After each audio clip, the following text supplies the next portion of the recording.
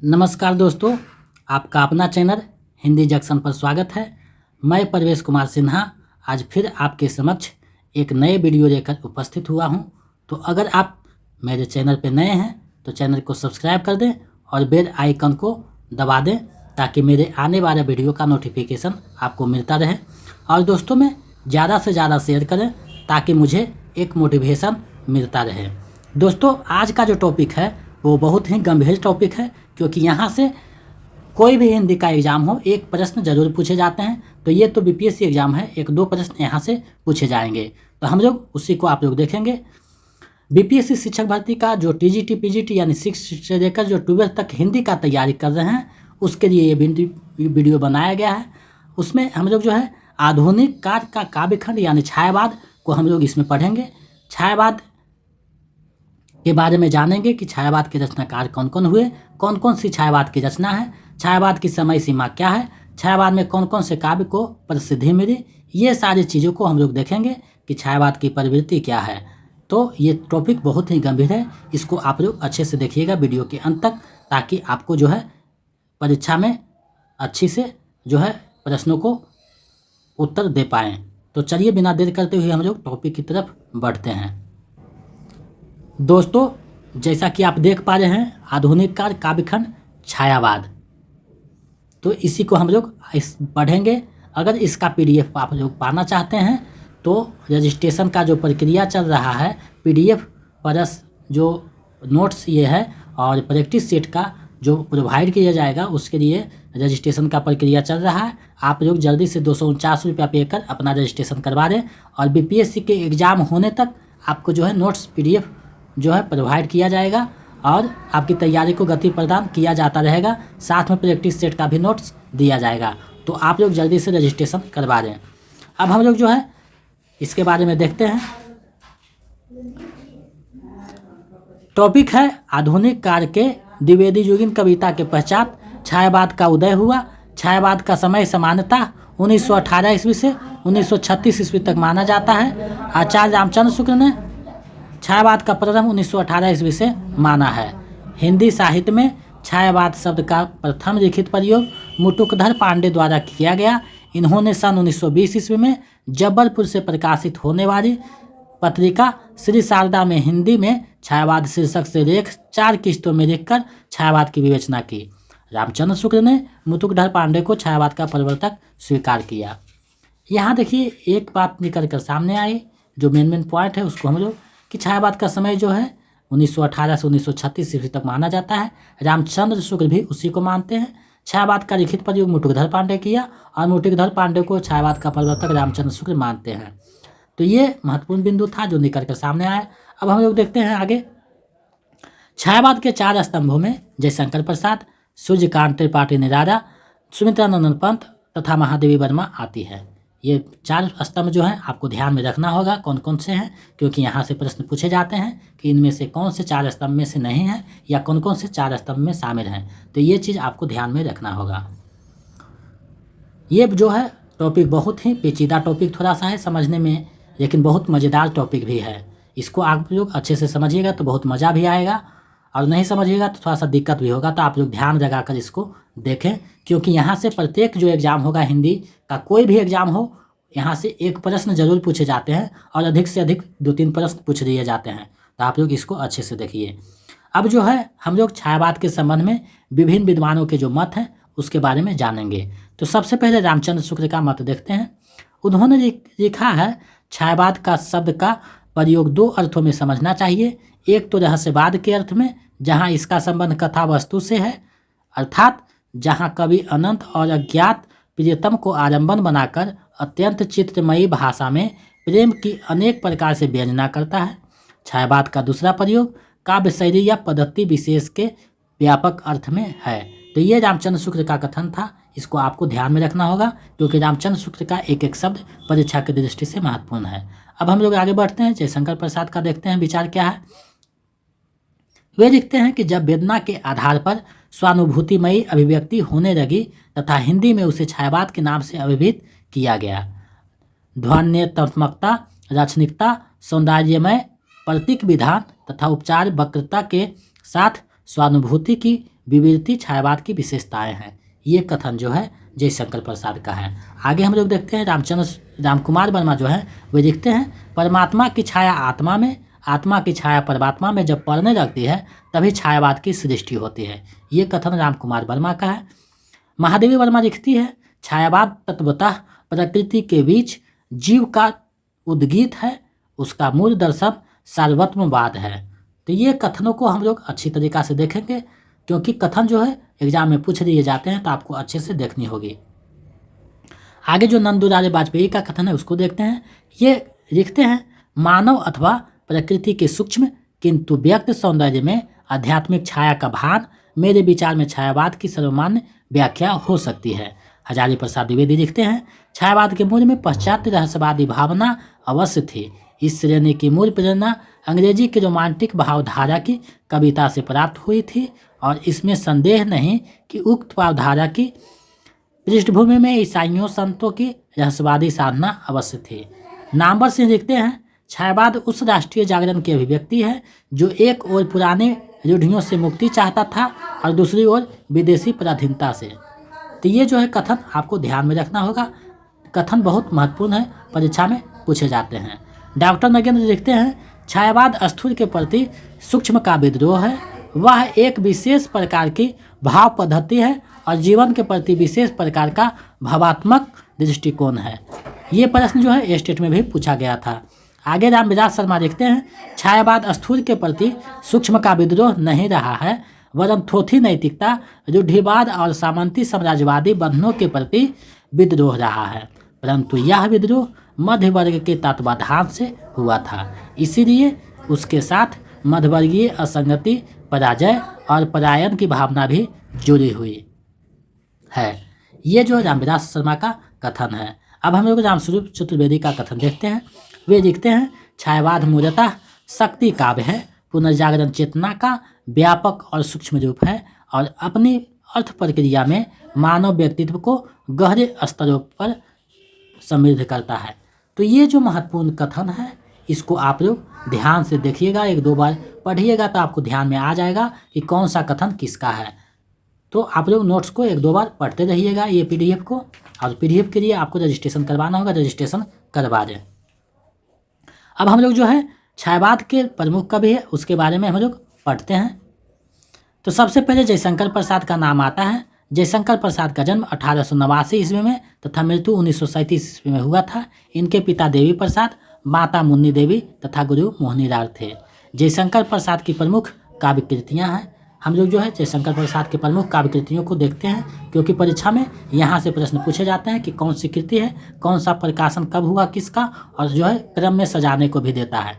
तो यहाँ देखिए रचना है, यहाँ प्रकाशन वर्ष ईस्वी में है, यहाँ भी रचना है, यहाँ प्रकाशन वर्ष ईस्वी में है। तो सबसे पहले उर्वशी है जिसका प्रकाशन 1909 ईस्वी में हुआ। उसके बाद वन मिलन है जिसका प्रकाशन 1909 में हुआ। उसके बाद प्रेमराज है जिसका प्रकाशन 1909 में हुआ।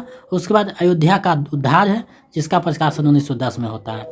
उसके बाद शोकोच्छ्वास है जिसका प्रकाशन 1910 में हुआ। उसके बाद वाहन है जिसका प्रकाशन 1911 में हुआ।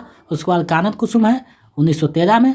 प्रेम पथिक है 1914 में। महाराणा का महत्व है 1914 में। चित्राधार है 1918 में। झरना है 1918 में। आंसू है 1925 में। रहर है 1923 में, 33 में सॉरी, और कमायनी है 1935 में। तो ये महत्वपूर्ण जो है काव्य जयशंकर प्रसाद की था, जिसको मैंने यहाँ समाहित किया। अब कुछ बिंदु जयशंकर प्रसाद से संबंधित है, उसको हम लोग देख लेते हैं। तो पहला बिंदु है जयशंकर प्रसाद आरंभ में कराधर उपनाम से ब्रज में कविताएं लिखते थे। इनके बाल्यकाल का नाम झारखंडी था। जयशंकर प्रसाद की पहली कविता सावन पाचक सन 1906 ईस्वी में भारतेंदु पत्रिका में कराधर उपनाम से प्रकाशित हुई। आगे पॉइंट है, जयशंकर प्रसाद की पहली पुस्तक उर्वशी एक चंपू काव्य है। कानन कुसुम खड़े बोरे में जयशंकर प्रसाद का पहला काव्य संग्रह है। जयशंकर प्रसाद की प्रथम छायावादी कविता प्रथम प्रभात सन 1918 ईस्वी में प्रकाशित हुई, जो झरना नामक उनकी एक रचना है उसमें संकलित है। झरना को छायावाद का प्रथम रचना स्वीकार किया जाता है। इसे छायावाद की प्रथम प्रयोगशाला भी कहा जाता है। आंसू को हिंदी का मेघदूत कहा जाता है। तो ये जो महत्वपूर्ण बिंदु जयशंकर प्रसाद से था उसको मैंने यहाँ रखा। अब जयशंकर प्रसाद के समय में संबंध में जो है रामचंद्र शुक्ल का कथन है उसको हम लोग देखते हैं। तो पहला कथन है, प्रसाद जी में ऐसी मधुमेही प्रतिभा और ऐसी जागरूक भावुकता अवश्य थी कि उन्होंने इस पद्धति को अपने ढंग पर बहुत ही मनोरम विकास किया। अगला कथन है, प्रसाद की रचनाओं में शब्दों के राक्षनिक वैचित्र्य की प्रवृत्ति उतनी नहीं रही जितनी शाम की दुरारूढ़ भावना की। तो ये जो महत्वपूर्ण कथन रामचंद्र शुक्ल का है उसको आप लोग अच्छे से देख लीजिएगा ताकि आप लोगों के दिमाग में बैठा रहे। यूट्यूब पे ऐसे ही आपका क्लास चलता रहेगा और यूट्यूब पे जो है कोई चार्ज नहीं है, आप लोग फ्री में देख सकते हैं। लेकिन अगर PDF पाना चाहते हैं तो आपको रजिस्ट्रेशन करवाना होगा, क्योंकि PDF टाइप करवाने में जो खर्चा आता है उसी के लिए मैंने जो है रजिस्ट्रेशन फी रखा है, ताकि आपका BPSC के एग्ज़ाम होने तक आपको जो है PDF मिलता रहे। तो आप लोग रजिस्ट्रेशन जल्दी जल्दी करवा दें। नेक्स्ट जो कवि हैं सूर्यकांत त्रिपाठी निराला हैं, इसके बारे में हम लोग जानते हैं। तो निराला जी का जन्म 1899 ईस्वी को महिसादर, थोड़ा सा टाइपिंग मिस्टेक हुआ है, महिसादर में, और मृत्यु 1961 ईस्वी में इलाहाबाद में हुआ था। इनके पिता राम सहाय त्रिपाठी तथा माता मनोहरा देवी एवं एकमात्र पुत्री सरोज थी। निराला को महाप्राण निराला भी कहा जाता है। ये ओज, औदात्य और विद्रोह तथा अकुंठ तृप्ति और वयस्क श्रृंगार दृष्टि के कवि हैं। अब जो है निराला की महत्वपूर्ण काव्य कृतियाँ हैं उसको हम लोग देखते हैं कि कौन सी कृति कब प्रकाशित हुई, क्योंकि ये जो है महत्वपूर्ण हो जाता है परीक्षा की दृष्टि से। तो सबसे पहले यहाँ रचना है, यहाँ प्रकाशन वर्ष ईस्वी में है। तो यहाँ देखते हैं अनामिका का प्रकाशन 1923 में हुआ, परिमल का प्रकाशन 1930 में, गीतिका का प्रकाशन 1936 में, तुलसीदास का प्रकाशन 1938 में, कुकुरमुत्ता का प्रकाशन 1942 में, अनिमा का प्रकाशन 1943 में, बेरा का प्रकाशन 1946 में, नए पत्ते का प्रकाशन 1946 में, अर्चना का प्रकाशन 1950 में, आराधना का प्रकाशन 1953 में, गीत गुंज का 1954 में, सांध काकरी का 1963 में हुआ। तो ये महत्वपूर्ण उनकी रचना था जिसको यहाँ समाहित किया। अब कुछ महत्वपूर्ण बिंदु है एग्जाम की दृष्टि से, उसको हम लोग देखते हैं। तो निराला की प्रथम कविता जूही की करी 1916 ईस्वी में प्रकाशित हुआ। इनकी कविता सरोज स्मृति जो है 1936 ईस्वी को हिंदी का सर्वश्रेष्ठ तथा प्रथम शोकगीत माना जाता है, जो 1936 में प्रकाशित हुई। कहीं कहीं जो है सरोज स्मृति का प्रकाशन 1935 है। तो विकल्प में जो रहेगा उसके अनुसार आप टिक कीजिएगा। 35-36 दोनों एक साथ नहीं रहेंगे। अगर 36 विकल्प में नहीं रहेंगे तो 35 टिक करना है, और 35 विकल्प नहीं तो 36 टिक करना है, क्योंकि इसका दुविधा दूर नहीं हो पाया है। इनकी कविता राम की शक्ति पूजा 1936 ईस्वी पर जो है बंगरा के कृतिवास रामायण का प्रभाव है, आप लोग देख रहे हैं। अब जो है रामचंद्र शुक्ल का कथन है उसको हम लोग देखते हैं कि जैसे जो है निराला के संबंध में इसका क्या कथन है। तो लिखते हैं कि संगीत के अंग्रेजी ढंग की नकल पहले बंगाल में शुरू हुई। इस नए ढंग की ओर निराला जी सबसे अधिक आकर्षित हुए और अपने गीतों में उन्होंने उसका पूरा जौहर दिखाया। आगे कथन है, निराला जी की शैली कुछ अलग रही। उसमें राक्षनिक वैचित्र्य का उतना आग्रह नहीं पाया जाता जितना पदावली की तड़क भड़क और पूरे वाक्य के वैलक्षण्य का। आगे देखते हैं, अज्ञात प्रिय की ओर इशारा करने के लिए इन्होंने जगत के अनेक प्रस्तुत रूपों और व्यापारों को भी अपनी सरल भावनाओं के रंग में देखा है। ये कथन रामचंद्र शुक्ल का है, इसलिए इसको 2-4 बार आपको देखनी होगी। अगला कथन है, जिस प्रकार निराला जी को छंद के बंधन अरुचिकर हैं उसी प्रकार सामाजिक बंधन भी बहु वस्तु स्पर्शनीय प्रतिभा निराला जी में है। ये कथन जो है रामचंद्र शुक्ल का है, इसको 1-2 बार आप लोग देख लीजिएगा ताकि दिमाग में आ जाए। अब जो नेक्स्ट कवि हैं सुमित्रानंद पंत हैं। तो पंत जी का जन्म 1900 ईस्वी को अरमोड़ा तथा मृत्यु 1977 ईस्वी को इलाहाबाद में हुआ। इन्हें प्रकृति का सुकुमार कवि कहा जाता है। पंत जी को संवेदना इंद्रिय बोध का कवि कहा जाता है। ये अरविंद दर्शन से प्रभावित थे। इनके द्वारा लिखी गई प्रमुख कृतियाँ हैं।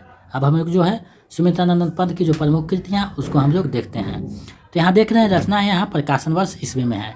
तो सबसे पहले उच्छ्वास है 1920 में, ग्रंथि है 1920 में, पल्लव है 1926 में, बीना है 1927 में, गुंजन है 1932 में, युगांत है 1936 में, युगवाणी है 39 में, ग्राम है 1940 में, स्वर्ण किरण 47 में, स्वर्ण धुरी 47 में, युगांतर है 1948 में, युग पथ है 1949 में, उत्तरा है 1949 में, रजत शिखर है 1952 में, अतिमा है 1955 में, करा और बूढ़ा चांद है 1959 में, रोकायतन है 1964 में, चितमरा है 1968 में। तो ये जो है उनकी प्रमुख कृतियाँ हैं जो प्रकाशन की दृष्टि से सजाने के लिए भी दे देता है। तो आप लोग 2-4 बार इसको देखिए ताकि दिमाग में नोट्स हो जाए। आगे जो है सुमित्रानंद पंत का प्रथम छायावाद रचना उच्छ्वास एवं अंतिम छायावाद रचना गुंजन को माना जाता है। पल्लव की भूमिका को छायावाद का घोषणा पत्र यानी मैनिफेस्टो कहा जाता है। पंत जी की महत्वपूर्ण कविताओं का संकलन चिदम्बरा है, जिसके लिए वर्ष 1968 ईस्वी में हिंदी का प्रथम ज्ञानपीठ पुरस्कार प्राप्त हुआ। यानी जो है सुमित्रानंद पंत को हिंदी का जो है प्रथम ज्ञानपीठ पुरस्कार दिया गया चिदम्बरा के लिए 1968 में।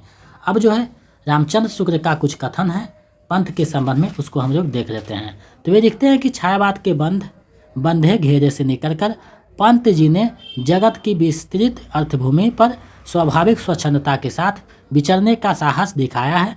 पंत जी को छायावाद और रहस्यवाद से निकलकर स्वाभाविक स्वच्छंदता की ओर बढ़ते हमें अवश्य संतोष होता है। आगे वो लिखते हैं कि कलावाद के प्रभाव से जिस सौंदर्यवाद का चलन यूरोप के कवि क्षेत्र के भीतर हुआ, उसका पंत जी पर पूरा प्रभाव रहा है। उन्होंने स्पष्ट रूप से कई स्थानों पर सौंदर्य जीवन को अपने जीवन की साधना कहा है। तो ये महत्वपूर्ण के कथन जो है पंत के संबंध में रामचंद्र शुक्ल का था, जिसको आप लोग अच्छे से देख लीजिएगा, एग्जाम की दृष्टि से महत्वपूर्ण है। हम लोगों को जो है एग्जाम की दृष्टि से पढ़ना है, हम लोग को बुद्धिमत्ता का परिचय देकर एग्जाम को क्रैक करना है, ना कि विद्वान होकर बेरोजगार घूमना है। तो आप लोग इसको अच्छे से बुद्धिमत्ता से आंसर कीजिएगा। आगे जो है महादेवी वर्मा आते हैं। तो इनका जन्म 1907 ईस्वी को फर्रुखाबाद में तथा मृत्यु 1987 ईस्वी इलाहाबाद में हुआ था। इनके पिता गोविंद प्रसाद थे। महादेवी वर्मा को आधुनिक युग की मीरा तथा हिंदी के विशाल मंदिर की बीना पानी कहा जाता है। यहाँ एक जो पॉइंट है सामने निकल कर आया है कि आधुनिक युग की मीरा जो है महादेवी वर्मा को कहा जाता है। ये एग्जाम में कई बार पूछा जा चुका है, ध्यान में रखिएगा। महादेवी वर्मा की जो प्रमुख रचना है उसको हम लोग देखते हैं।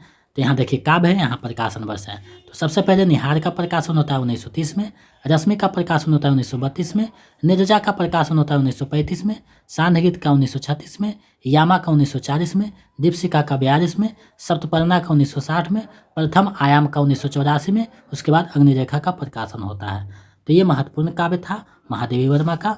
आगे कथन जो है महादेवी वर्मा का उसके बारे में देखते हैं कि महादेवी वर्मा कृत यामा में उनके निहार, रश्मि, नीरजा और सांध्य गीत के महत्वपूर्ण गीतों का संकलन किया गया है। यामा के लिए वर्मा जी को वर्ष 1982 में भारतीय ज्ञानपीठ पुरस्कार प्राप्त हुआ। अब देखिए यहाँ से एक प्रश्न बन सकता है कि यामा में कौन कौन से काव्यों के कविताओं का संकलन किया गया है। तो यहाँ निहार, रश्मि, नीरजा, सांध्य गीत, ये 4 जो है रचनाओं का कविताओं के जो महत्वपूर्ण पर कविता है उसके संग्रह कर यामा पुस्तक का निर्माण किया गया है। तो ये महत्वपूर्ण है एग्जाम की दृष्टि से, इसको आप लोग अच्छे से देखिएगा। आगे जो रामचंद्र शुक्ल का कथन है महादेवी वर्मा के, उसको हम लोग देखते हैं। गीत लिखने में जैसी सफलता महादेवी जी को हुई वैसी और किसी को नहीं।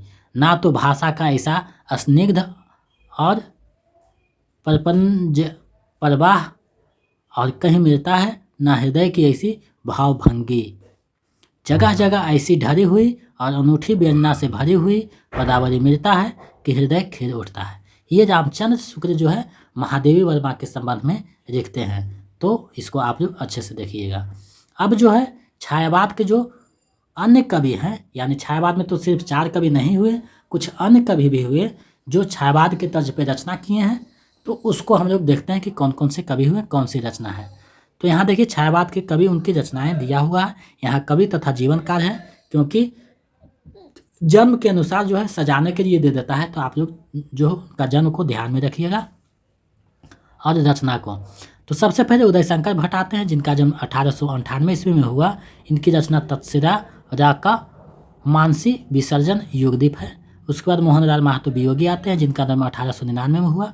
इनका रचना है निर्माल्या एक तारा कल्पना। उसके बाद रश्मि नारायण मिश्र आते हैं, जिनका जन्म 1903 ईस्वी में हुआ था। इनकी रचना अंतर जगत। राम कुमार वर्मा आते हैं, जिनका जन्म 1905 में हुआ। इनकी रचना है रूपराशि, निशिथ, चित्ररेखा, आकाश गंगा। उसके बाद जनार्दन प्रसाद द्विज आते हैं, जिनका जन्म 1904 में हुआ। इनकी रचना है अनुभूति और अंतर्ध्वनि। आगे कुछ और हैं, उसको हम लोग देख लेते हैं। केदारनाथ मिश्र प्रभात आते हैं, जिनका रचना है चिरस्पर्श, सेतुबंध, ऋतंभरा, कलेजे के टुकड़े, ज्वारा। इनका जन्म 1907 में हुआ था। आरसी प्रसाद सिंह आते हैं, जिनका जन्म 1911 में हुआ। इनकी रचना है करापी, संचयिता, जीवन और यौवन, नई दिशा, पांचजन्य, प्रेम गीत। आरसी प्रसाद सिंह जो है 1911 में जन्म हुआ था। उसके बाद गोपाल सिंह नेपाली आते हैं, जिनका जन्म 1913 में हुआ। इनकी रचना है पंछी, रागनी, उमंग, रिमझिम, पंचमी। तो ये जो है महत्वपूर्ण रचनाकारों की रचना था, जो छायावाद के कवि हैं। अन्य कवि प्रभाकर माचवे जो है माखनलाल चतुर्वेदी को छायावाद के प्रवर्तक मानते हैं। ये महत्वपूर्ण बिंदु था। अब हम लोग जब छायावाद में आगे बढ़ते हैं तो देखते हैं कि छायावाद में सिर्फ छायावादी रचना नहीं हुई, कुछ राष्ट्रीय सांस्कृतिक धारा के काव्य भी रचे गए हैं। तो छायावाद में सिर्फ छायावादी रचना नहीं हुआ, बल्कि राष्ट्रीय सांस्कृतिक धारा के कवि भी हुए, जिन्होंने अपनी कविता से देश में राष्ट्रीय भावना का संचार किया। राष्ट्रीय सांस्कृतिक धारा के कवि और उनकी रचनाएं हैं। अब हम लोग जो है छायावाद में जो राष्ट्रीय संस्कृति धारा के कवि हैं, उनकी कौन कौन सी रचना है उसको हम लोग बारी बारी से देखते हैं। आपका जो तैयारी है वो टीजीटी से लेकर नेट लेवल पर की जा रही है। तो आप लोग पीजीटी या फिर टीजीटी की कोई चीज़ का तैयारी कर रहे हैं, सभी दृष्टि से ये महत्वपूर्ण है, क्योंकि टीजीटी में थोड़ा सा स्तर कम रहता है और पीजीटी में थोड़ा सा ऊपर रहता है। तो मैंने पीजीटी को ध्यान में रखकर ही यहाँ जो है नोट्स बनाया है। ये पूर्णतः पीजीटी पे आधारित है और पीजीटी जो पढ़ेगा उसका टीजीटी आराम से हो जाएगा, क्योंकि दोनों का सिलेबस एक ही जैसा है। तो हम लोग साथ साथ करेंगे दोनों को। तो यहाँ देखिए कवि है तथा जीवनकार, यहाँ उनकी काव्य है। तो सबसे पहले माखनलाल चतुर्वेदी आते हैं, जिनका जन्म 1889 में हुआ। इनकी रचना हिमकिरीटनी है 1941 में, हिमतरंगिणी है 1948 में, माता है 1951 में, समर्पण है 1956 में, युग चरण है 1956 में। उसके बाद सिया राम शरण गुप्त आते हैं, जिनका जन्म 1895 में हुआ। इनकी रचना है मौर्य विजय 1914 में, अनाथ है 1917 में, विषाद है 1925 में, बापू है 1941 में। उसके बाद बालकृष्ण शर्मा नवीन आते हैं, जिनका जन्म 1897 में हुआ। इनका रचना है कुमकुम 1939 में, अपरक 1951 में, रश्मि रेखा 1951 में, हम बिस्पाई जन्म के 1964 में। उसके बाद जब आगे बढ़ते हैं तो सुभद्रा कुमारी चौहान का आता है, जिनका जन्म 1905 में हुआ। इनकी रचना है मुकुल 1930 में, चित्तिरधारा, नक्षत्र। कुछ और कवि हैं जिनको हम लोग देख लेते हैं। सोहन राज द्विवेदी हैं, जिनका जन्म 1906 में हुआ। इनकी रचना है भैरवी 1942 में, युगधारा 1944 में, सेवाग्राम 1946 में, बांसुरी 1949 में। उसके बाद जगन्नाथ प्रसाद मिलिंद हैं, जिनका जन्म 1907 में हुआ। इनकी रचना है जीवन संगीत 1940 में, नवयुवक के गान 1940 में, भूमि की अनुभूति। तो आपको सिर्फ लेखक का नाम ज़्यादा याद करना है और कब जन्म हुआ है। रचनाओं को सिर्फ 1-2 बार देख लेना है, क्योंकि रचना बहुत कम पूछे जाएंगे इन सभी का। तो आप लोग जो है नाम और जन्म ध्यान में रखिएगा कि कौन कार के जो कवि हैं, कौन सी रचना है। थोड़ा सा प्रकाशन वर्ष इन सभी का नहीं पूछा जाएगा, जो महत्वपूर्ण है छायावाद के 4 स्तंभ उनका पूछा जाएगा। आगे जो है श्याम नारायण पांडे आते हैं, जिनका जन्म 1907 में हुआ। इनकी रचना हल्दी घाटी है 1941 में, जौहर है 1945 में। इसके बाद रामधारी सिंह दिनकर के भी रचना जो है राष्ट्रवादी संस्कृति में आते हैं, क्योंकि ये जो है छायावाद और प्रगतिवाद के बीच है, तो इनको भी यहाँ मैंने सम्मिलित किया है। इनकी रचना रेणुका का प्रकाशन 1935 में हुआ, हुंकार का 1938 में, रसबंदी का 40 में, कुरुक्षेत्र का 1946 में, रश्मि रथी का 52 में, उर्वशी का 1961 में, परशुराम की प्रतीक्षा 1963 में। तो ये महत्वपूर्ण राष्ट्रीय संस्कृति के जो हैं कवि थे। उनसे संबंधित जो कुछ बिंदु है उसको हम लोग देख लेते हैं। रामधारी सिंह दिनकर को उर्वशी के लिए 1972 ईस्वी में भारतीय ज्ञानपीठ पुरस्कार प्रदान किया गया। ये जो है पिछले बार प्रश्न जो है टीजीटी में पूछा जा चुका है कि रामधारी सिंह दिनकर को किस पुस्तक के लिए ज्ञानपीठ पुरस्कार दिया गया। पुष्प की अभिलाषा माखनलाल चतुर्वेदी की बहुत ही प्रसिद्ध कविता है। झांसी की रानी सुभद्रा कुमारी चौहान की प्रसिद्ध कविता है। तो ये राष्ट्रीय सांस्कृतिक से संबंधित महत्वपूर्ण कवि एवं रचनाकार थे। अब हम लोग आगे बढ़ते हैं तो देखते हैं कि छायावाद में जो है जीवन और मस्ती के भी काव्य रचे गए, जिसको जीवन और मस्ती का काव्य कहा गया है। तो हम लोग उसको भी थोड़ा सा देख लेते हैं, ताकि एग्जाम में कोई भी चीज़ ना छूटे। तो छायावाद में सिर्फ छायावादी और राष्ट्रीय सांस्कृतिक धारा के रचनाओं के साथ साथ कवि वैसे भी हुए जो अपनी वैयक्तिक प्रेम की कविता लिखें, जिससे कि छायावाद के साथ हिंदी को समृद्ध किया। इन्हें जीवन और मस्ती का कवि कहा गया। यानी कि ये जो है जीवन और मस्ती के कवि, ये जो है व्यक्ति जो है प्रेम को कविता के माध्यम से जोड़कर जीवन और मस्ती के गान भी लिखे हैं। उसी को हम लोग देखते हैं। यहाँ देख रहे हैं जीवन और मस्ती के कवि एवं उनकी रचनाएं हैं। यहाँ कवि तथा जीवनकार हैं, यहाँ उनकी काव्य है। तो सबसे पहले भगवती चरण वर्मा आते हैं, जिनका जन्म 1903 में हुआ। इनकी रचना मधुकर 1932 में, प्रेम संगीत 1937 में, मानव 1940 में। उसके बाद हरिवंश राय बच्चन आते हैं, जिनका जन्म 1907 में हुआ। इनकी जो है मधुसारा 1935 में, मधुबारा 1936 में, मधुकरस 1937 में, निशा निमंत्रण 1938 में, एकांत संगीत 1940 में, हराहर 1946 में होगा। उसके बाद नरेंद्र शर्मा आते हैं, जिनका जन्म 1913 में हुआ। इनकी रचना है प्रभात फेरी 1938 में, प्रवासी के गीत 1938 में, मिट्टी के फूल 1942 में, हंसमाला 1946 में। आगे जब हम लोग बढ़ते हैं तो देखते हैं रामेश्वर शुक्ल अंचल आते हैं, जिनका जन्म 1915 में हुआ। इनकी रचना मधुरिका है 1938 में, अपराजिता है 1940 में, किरण बेरा है 1941 में। उसके बाद जानकी बल्लभ शास्त्री आते हैं, जिनका जन्म 1916 में हुआ। इनकी रचना है रूप अरूप 1940 में, तीर तरंग है 1944 में, सिपरा है 1945 में, मेघगीत 1950 में, अवंतिका है 1953 में। मेघगीत जो 1950 में रचा गया है उसको हम लोग स्टेट में पढ़े थे, तो आपको ध्यान में आ गया होगा कि कौन सी कविता वहाँ पढ़े थे।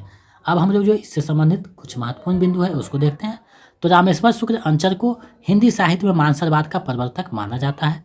हरिवंश राय बच्चन ने हारावाद नाम से एक नवीन वाद का प्रवर्तन किया। इन्हें हिंदी का बायरन कहा जाता है। अब जो है कुछ अन्य महत्वपूर्ण बिंदु है उसको हम लोग देख लेते हैं। अन्य महत्वपूर्ण बिंदु में जो है नंद दुलारे वाजपेयी सुमित्रानंद पंत को और ईरा चंद्र जोशी जो है जयशंकर प्रसाद को छायावाद का प्रवर्तक मानते हैं। डॉक्टर हेतु भारद्वाज ने हारावादी काव्य को छई रोमांस और कुंठा का काव्य कहा है। श्यामल राज पार्षद ने मार्च 1924 ईस्वी में प्रसिद्ध राष्ट्रीय गीत झंडा ऊंचा रहे हमारा की रचना की। ये महत्वपूर्ण बिंदु था। अब जो है छायावाद की जो प्रमुख पंक्तियां हैं उसको हम लोग देखते हैं, क्योंकि यहाँ से भी प्रश्न बनते हैं। छायावाद से 1 से 2 प्रश्न कोई भी हिंदी का एग्जाम हो पूछे ही जाएंगे, तो यहीं से पूछे जाते हैं, इसलिए आप लोग इसको अच्छे से कीजिएगा। अगर पीडीएफ नहीं रहे तो पीडीएफ के लिए रजिस्ट्रेशन करवा दें 249 रुपया पे फ़ोन करके, और पीडीएफ को पा सकते हैं, तैयारी को मजबूती कर सकते हैं। छायावाद की कुछ पंक्तियां हैं उसको हम लोग बारी बारी से देखते हैं। तो रेचर वहाँ बुलावा देकर मेरे नाविक धीरे धीरे, ये जो है जयशंकर प्रसाद की पंक्ति है। बीती बिभारी बड़ी जागरी अंबर पनघट में डूबो रही तारा घट उषा नागरी, ये भी जयशंकर प्रसाद की पंक्तियां हैं। हो गया व्यर्थ जीवन मैं रन में गया हार, ये सूर्यकांत त्रिपाठी निराला की पंक्ति है। जागो फिर एक बार शेरों की मान में आया है आज से आज, ये भी निराला की पंक्ति है। यौवन के तीर पर प्रथम था आया जब स्त्रोत सौंदर्य का, ये भी निराला की पंक्ति है। दुख ही जीवन की कथा रही क्या कहूँ आज जो नहीं कहे, ये भी निराला की पंक्ति है। तो ये पंक्ति को 2-4 बार देखिएगा तो समझ में आ जाएगा कि कौन किसकी पंक्ति है। मेहनत आपको 1-2 महीना समय है, 1.5 महीना समय है, 1.5 महीना में आपको मेहनत करना होगा, क्योंकि जल्द ही बीपीएससी का हो सकता है ऑनलाइन करवा दिया जाए, तो आपके पास समय बहुत कम है। हम लोग जो है टॉपिक को जल्दी ख़त्म करेंगे। आगे जो है वियोगी होगा पहरा कवि, आह से उपजा होगा गान, निकल कर आँखों से चुपचाप बही होगी कविता अनजान, ये सुमित्रानंद पंत की रचना है। प्रथम रश्मि का आना रंगने तूने कैसे पहचाना, कहाँ कहाँ है बार बिहंगने पाया तूने यह गाना, ये भी सुमित्रानंद पंत की पंक्ति है। आगे हम लोग देखते हैं कुछ और पंक्तियां हैं। धुरी की ढेरी में अनजान छिपे हैं मेरे मधुमय गान, ये भी पंत की पंक्ति है। मिरन का मत नाम रो मैं विराह में चूर हूँ, ये महादेवी वर्मा की पंक्ति है। मधुर मधुर मेरे दीपक जर युग युग प्रतिदिन प्रति क्षण प्रति पर, ये भी महादेवी वर्मा की पंक्ति है। मैं नीर भरी दुख की बदरी परिचय इतना इतिहास ये भी देवी की पंक्ति है महादेवी वर्मा की। बीन भी हूँ मैं तुम्हारी रागनी भी हूँ, दूर हूँ तुमसे अखंड सुहागनी भी हूँ, ये भी महादेवी वर्मा की पंक्ति है। मोम सा तन घर चुका अब दीप सामन जल चुका, ये महादेवी वर्मा की पंक्ति है। कभी कुछ ऐसी तान सुनाओ जिससे उथल पुथल मच जाए, ये बाल कृष्ण शर्मा नवीन की पंक्ति है। तो आप देख रहे हैं कि इस प्रकार जो है किसकी पंक्ति कौन सा है। कर पाता यदि मुक्त हृदय को मस्तक के शासन से, उतर पकड़ता बाह दलित की मंत्री के आसन से, ये रामधारी सिंह दिनकर की पंक्ति है। कौन कहता है कि बापू शत्रु थे विज्ञान के, ये भी रामधारी सिंह दिनकर की पंक्ति है। तो महत्वपूर्ण जो पंक्ति था एग्जाम में पूछा जा चुका है और पूछे जाने की प्रबल संभावना है, उसी पंक्तियों को मैंने यहाँ सम्मिलित किया है। अब हम लोग जो है छायावाद की प्रवृत्ति के बारे में जानते हैं कि छायावाद की क्या क्या प्रवृत्ति थी, क्योंकि यहाँ से कथन निष्कर्ष में प्रश्न पूछ लिया जाता है।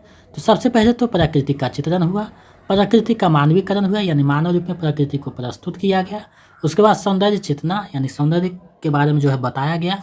व्यक्तिकता यानी व्यक्तिक जो प्रेम था उसको, व्यक्ति जो प्रेम था विरह था उसको यहाँ बताया गया है। वेदना की विवृत्ति हुई, यानी वेदना जो है विभिन्न प्रकार के वेदना का यहाँ चित्रण हुआ। प्रेरणानुभूति का जो है चित्रण हुआ। राष्ट्रीय स्वर यानी राष्ट्रीय संस्कृति का जो काव्य लिखे गए वो भी है। काव्य के विविध रूप यानी प्रबंध काव्य, मुक्तक काव्य और आदि प्रकार के काव्य का यहाँ चित्रण हुआ है।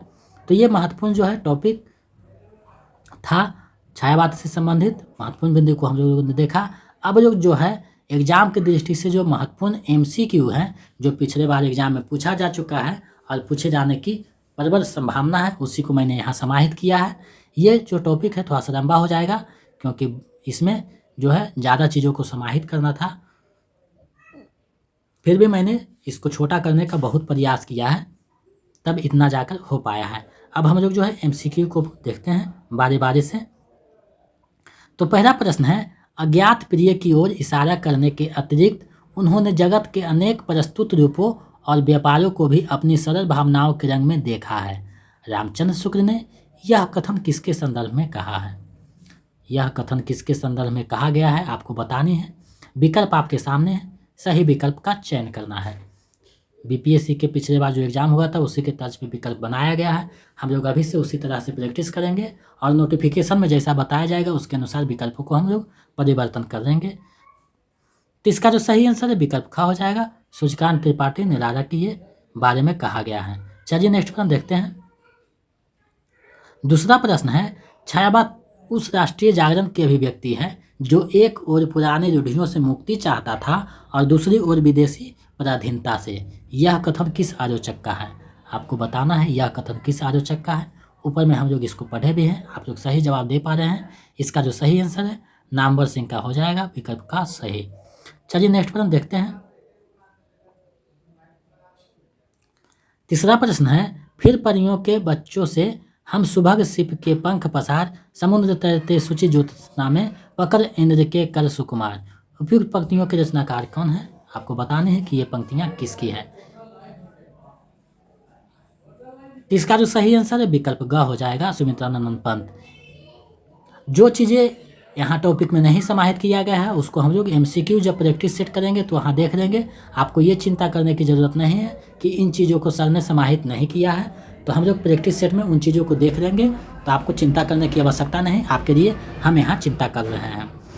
चौथा प्रश्न है, जयशंकर प्रसाद की रचनाओं का प्रकाशन वर्ष के अनुसार सही अनुक्रम है। सही अनुक्रम क्या है आपको बताना है। विकल्प आपके सामने है, सही विकल्प का चयन करना है। तो आप लोग इसका सही जवाब दे पा रहे होंगे क्योंकि ऊपर पढ़ाया गया। विकल्प खा सही हो जाएगा। प्रेम पथिक, आंसू, रहर, कामायनी, क्योंकि प्रेम पथिक का प्रकाशन 20 में, आंसू का 25 में, रहर का 33 में, कामायनी का 1935 में। ये सीरियल है, तो सही हो जाएगा ख।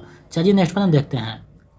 पांचवा जो प्रश्न है, निम्नलिखित में से कौन सी रचना सूर्यकांत त्रिपाठी निराला का नहीं है? कौन सी रचना निराला का नहीं है आपको बताना है। विकल्प आपके सामने है, सही विकल्प का चयन करना है। तो इसका जो सही आंसर विकल्प अंगा हो जाएगा। उपयुक्त में से कोई नहीं, क्योंकि वह तोड़ती पत्थर भी है, सरोज स्मृति भी है, राम की शक्ति पूजा, तीनों उन्हीं का रचना है। चलिए नेक्स्ट प्रश्न देखते हैं। छठा प्रश्न है, प्रथम रश्मि का आना रंगनी तूने कैसे पहचाना, कहाँ कहाँ है भार विहंगनी, पाया तूने यह गाना। उपयुक्त पंक्तियों के रचयिता कौन है आपको बताने हैं कि ये पंक्तियाँ किसकी हैं। विकल्प आपके सामने है, सही विकल्प का चयन करना है। तो इसका जो सही आंसर है विकल्प का हो जाएगा, सुमित्रानंद पंत की ये पंक्ति है। चलिए नेक्स्ट प्रश्न देखते हैं। सातवां प्रश्न है, इनकी रहस्यवादी रचनाओं को देखकर चाहे तो यह कहें कि इनकी मधु वर्षा के मानस प्रसार के लिए रहस्यवाद का पर्दा मिल गया। रामचंद्र शुक्ल ने यह कथन किसके संदर्भ में कहा है? यह कथन किसके संदर्भ में कहा है आपको बताइए। विकल्प आपके सामने है, सही विकल्प ढूंढने हैं। तो इसका जो सही आंसर है विकल्प क हो जाएगा। जयशंकर प्रसाद का बारे में ये कहा गया है रामचंद्र शुक्ल के द्वारा। चलिए नेक्स्ट प्रश्न देखते हैं। 8वां प्रश्न है, सूर्यकांत त्रिपाठी ने राधा रचित राम की शक्ति पूजा पर किस रामायण का प्रभाव है? राम की शक्ति पूजा पर किस रामायण का प्रभाव है आपको बताना है। विकल्प आपके सामने है, सही विकल्प का चयन किया गया है, ऊपर में आप लोग पढ़े भी हैं। तो इसका जो सही आंसर है विकल्प का हो जाएगा, कृतिवास रामायण का प्रभाव है। चलिए नेक्स्ट प्रश्न देखते हैं। 9वां प्रश्न है, इनमें से कौन छायावादी कवि अपने रचनाकार के अंतिम दौर में प्रगतिवाद के भौतिक दर्शन के साथ साथ अरविंद दर्शन से प्रभावित हुआ? ये प्रश्न जो है पिछले बार बीपीएससी के टीजीटी में पूछा जा चुका है, तो आप लोग इसका सही जवाब दीजिए। आप स्तर देख लीजिए कि टीजीटी का स्तर भी पीजीटी से कम नहीं है, तो दोनों का हम लोग एक साथ तैयारी कर रहे हैं। पीजीटी का करेंगे तो टीजीटी खुद ब खुद निकल जाएगा, और पीजीटी तो टारगेट ही है। तो आपका तैयारी जो है टीजीटी से लेकर नेट लेवल पे की जा रही है। चाहे आप कोई भी चीज़ का एग्जाम कर रहे हैं, दे रहे हो हिंदी से संबंधित, उसमें ये वीडियो बहुत महत्वपूर्ण है, तो आप लोग इसको अच्छे से कीजिएगा। तो इसका जो सही आंसर है वो विकल्प ग हो जाएगा। सुमित्रानंद पंत जो है अरविंद दर्शन से अंत में प्रभावित होते हैं। चलिए इस वीडियो का अंतिम और 10वां प्रश्न देखते हैं। ये जो प्रश्न है पीजीटी में पूछा जा चुका है, पिछले बार जो पीपीएससी का एग्जाम हुआ। पंत जी ने समाजवाद के प्रति भी रुचि दिखाई है और गांधीवाद के प्रति भी।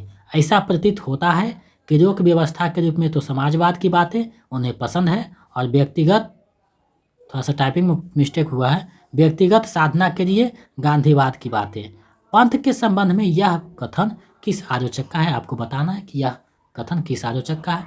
ये प्रश्न जो है पिछले बार जो पीजीटी का एग्जाम हुआ है, बिहार बीपीएससी पीजीटी का, उसमें पूछा जा चुका है, वहीं से मैंने प्रश्न को संकलित किया है। तो आप लोग इसका सही जवाब दे पा रहे हैं, विकल्प खा सही होगा, रामचंद्र शुक्ल का ये कथन है।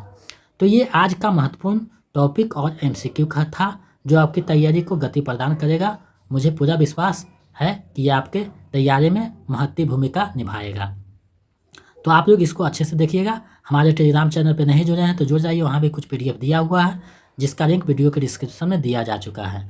और अगर इसका पीडीएफ, इन सब क्लासों का अगर पीडीएफ आप पाना चाहते हैं तो अपना रजिस्ट्रेशन जल्दी से जल्दी करवा दें और पीडीएफ प्राप्त करें। अगर 249 रुपये आपको जो है फ़ोन पे करना है या गूगल पे, कुछ भी कर सकते हैं। मेरा नंबर है 72 61 81 53 07। इस पर जो है आपको फ़ोन पे करना है या कुछ भी कर सकते हैं, या फिर क्यूआर कोड आपको इस पे व्हाट्सएप कीजिएगा तो क्यूआर कोड प्राप्त होगा। तो क्यूआर कोड जो है मिल जाएगा, वहाँ से भी आप पेमेंट कर सकते हैं। तो आपको जो सुविधा पड़े पेमेंट 249 कराकर जो है रजिस्ट्रेशन करवा दें, क्योंकि रजिस्ट्रेशन करवाइएगा तो आपको पीडीएफ मिलता रहेगा, आपकी तैयारी अच्छी ढंग से हो पाएगा। साथ में आपको इसका पीडीएफ और जो क्लास दे रहे हैं सभी का पीडीएफ दिया जाएगा, और फिर साथ में प्रैक्टिस सेट भी का भी पीडीएफ दिया जाएगा। तो आप लोग को जो है जब तक एग्ज़ाम नहीं होता है तब तक आपको 249 रुपया में ही पीडीएफ मिलता रहेगा। तो आप लोग सभी जल्दी से जल्दी रजिस्ट्रेशन करवा दें ताकि आपकी तैयारी सही ढंग से हो सके। और अगर आप पेमेंट कीजिएगा तो साथ में नाम पता भी इसी नंबर पे व्हाट्सएप कर दीजिएगा, ताकि इधर से कन्फर्मेशन मैसेज आराम से पहुंच सके कि आपका रजिस्ट्रेशन सफलतापूर्वक हो गया है। तो आप लोग इस पे पेमेंट करके आप लोग व्हाट्सएप स्क्रीनशॉट जो है ट्रांजेक्शन का भेज दें और नाम पता भी भेज दें, ताकि कन्फर्मेशन करने में आसानी हो, आपको मैसेज प्राप्त होगा। तो आप लोग जल्दी से जल्दी रजिस्ट्रेशन अपना करवा दें, और चैनल पर अगर नए हैं तो चैनल को सब्सक्राइब कर दें, दोस्तों में शेयर करना ना भूलें, और तैयारी में लगे रहें। 2 पुस्तक जो मैंने बताया है उसको आप लोग बाज़ार से मंगा कर तैयारी में जो है संपूर्णता प्रदान कर सकते हैं। दोनों पुस्तक आपको खरीदनी होगी बाज़ार से, और नोट्स जो है हम लोग प्रोवाइड करेंगे, तो उसको आप लोग पढ़ते जाइएगा। 249 रुपया जो है टाइपिंग का जो है चार्ज आपसे लिया जा रहा है, क्योंकि टाइपिंग जब करेगा 2-3 महीना जो बच्चा, तो उसको टाइपिंग जो है पैसा देना होगा, उसी का चार्ज दे रहे हैं। और हम जैसे फ्री क्लास दे रहे थे यूट्यूब पे, आपका फ्री क्लास यूट्यूब पे चलता रहेगा। जो रजिस्ट्रेशन नहीं करवाएंगे वो यूट्यूब पे अपना क्लास देखकर तैयारी कर सकते हैं। तो आपके ऊपर निर्भर करता है कि आप किस ढंग से करना चाहते हैं। आप स्वतंत्र हैं, कुछ भी कर सकते हैं। तो आप लोग जो है वीडियो देखते रहें और तैयारी करते रहें और निर्देशों का पालन करते रहें, ताकि आपकी तैयारी अच्छी ढंग से हो सके। एक बार विश्वास किए थे, अच्छा रिजल्ट हुआ, एक बार फिर विश्वास कीजिए, रिजल्ट अच्छा होगा। मेहनत आपको करनी है, निर्देश हमें दिया जाए, हम जो है देंगे वही आपको पालन करने हैं। तो आप लोग जल्दी से जल्दी रजिस्ट्रेशन करवा लें। अगर प्रोसेस रजिस्ट्रेशन का देखना चाहते हैं तो पिछले वीडियो डाला गया है, वहाँ से आप देख सकते हैं। तो आप लोग चैनल को सब्सक्राइब ज़्यादा से ज़्यादा करें, दोस्तों में शेयर करें और ऐसे ही सहयोग बनाए रखें। बहुत बहुत धन्यवाद। मिलते हैं एक अगले वीडियो में।